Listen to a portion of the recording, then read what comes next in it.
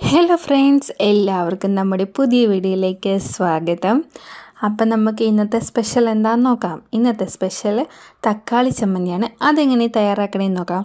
അപ്പം ഞാനിവിടെ ഒരു പാൻ വെച്ച് കൊടുത്തിട്ടുണ്ട്. പാൻ നന്നായിട്ട് ചൂടായി വെള്ളമൊക്കെ നന്നായിട്ട് വറ്റി വന്നിട്ടുണ്ട്. അതിലേക്ക് നമുക്ക് ആവശ്യത്തിന് എണ്ണ ഒഴിച്ച് കൊടുത്ത് തക്കാളി രണ്ടായിട്ട് മുറിച്ചത് ഇട്ട് കൊടുക്കാം. അത് നന്നായിട്ട് ഒന്ന് വെന്ത് വരട്ടെ. വെന്ത് വരുമ്പോഴേക്കും അതിലേക്ക് 3-4 വെളുത്തുള്ളി ഇട്ട് കൊടുക്കണം. വെളുത്തുള്ളിയും അതിൻ്റെ അകത്ത് കിടന്ന് മൂത്ത് വരണം.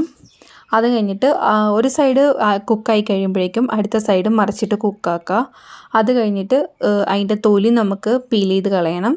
പീൽ ചെയ്ത് കളഞ്ഞതിന് ശേഷം ഈ തക്കാളി നന്നായിട്ട് വെന്ത് വന്നിട്ടുണ്ടാകും. അത് നന്നായിട്ട് ഉടച്ച് ഗാർലിക്ക് നന്നായിട്ട് ഉടച്ചെടുക്കണം. അങ്ങനെ ഗാർലിക്കും തക്കാളിയും നന്നായിട്ട് ഉടഞ്ഞു വന്നിട്ടുണ്ട്. ഇനി ഇതിലേക്ക് കുറച്ച് പൊടികൾ ഇട്ട് കൊടുക്കാം. നമുക്ക് എരിവിനാവശ്യമായ മുളക് പൊടി ഇട്ട് കൊടുക്കാം. നിങ്ങൾക്ക് കൂടുതൽ എരിവ് വേണമെങ്കിൽ അതിനനുസരിച്ച് പൊടി കൂടുതൽ ഇട്ട് കൊടുത്താൽ മതി. പിന്നെ ഇതിലേക്ക് 1/4 ടീസ്പൂൺ മഞ്ഞൾപ്പൊടിയും പിന്നെ ആവശ്യത്തിന് ഉപ്പ് ഇട്ട് കൊടുത്ത് നന്നായിട്ട് മിക്സ് ചെയ്തെടുക്കുക. അത് മിക്സ് ചെയ്ത് ആ പച്ചമണം മറന്നവരെ നന്നായിട്ട് ഇളക്കി കൊടുക്കുക.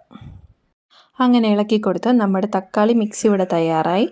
ഇനി ഇതിലേക്ക് നമുക്ക് സവാളയും പച്ചമുളകും വേണം.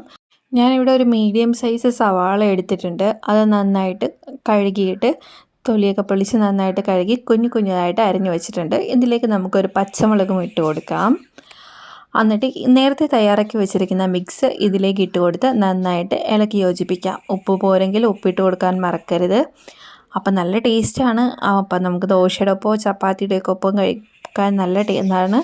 അപ്പോൾ എല്ലാവരും ട്രൈ ചെയ്ത് നോക്കണം. അപ്പോൾ പുതിയ വീഡിയോ ഇട്ട് കാണുന്നവരെ ബൈ ബൈ.